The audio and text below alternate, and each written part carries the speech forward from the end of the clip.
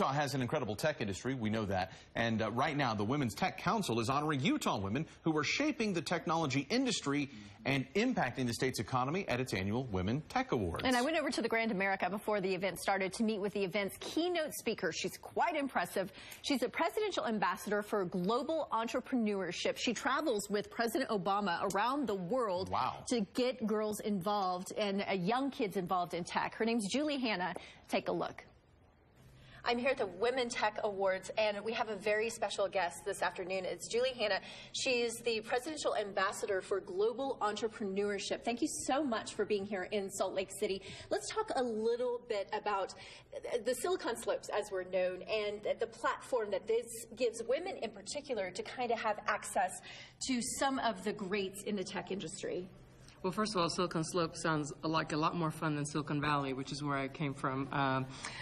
You know, I think it's really about the reason I'm here and why what's happening today is so important is so much about advancing, kind of getting, inspiring women and girls to get into technologies, about amplifying role models, because you can't be what you can't see.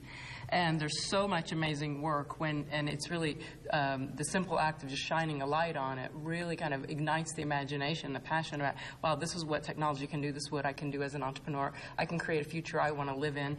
And igniting that passion really is the seed of engaging more women and girls and getting more cognitive diversity into creating our future. And what can we do better here? I mean, is it simply just a matter of getting more young girls involved in STEM?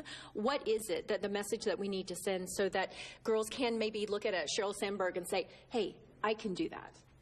Well, again, it's about relatable role models. It's about getting more girls into STEM is vitally important. Right now, there's a decline in terms of girls going into computer science. I studied computer science in the 80s, and there are few girls studying today than there were then. A lot of it has to do with helping them understand that it's a language and a tool, just like learning French, and that you can do things with it. That it's like a paintbrush that you can paint a painting with. And so a lot of the way that computer science has been packaged and presented it does not appeal to girls, and that's starting to change. And what we found is when that changes, they come in droves, and they love programming, they love the sciences, they get into entrepreneurship, because there's nothing more entrepreneurial than what young girls are doing anyway, and being the CEO of household is probably one of the most entrepreneurial acts a human being can undertake. So a lot of it has to do with just the packaging and the presentation. We're so happy that you're here in Salt Lake City, part of this award program. Thank you so much for joining us. We appreciate it. It's wonderful to be here. Thank you. There you go. Wow. She's so interesting. Yeah. I got a chance to talk to her, and of course, she is not a government employee. She's just considered an ambassador, so she doesn't necessarily work for the White House. She was just nominated for this position. She also maintains her role in Silicon Valley, works out of San Francisco, and just an amazing person.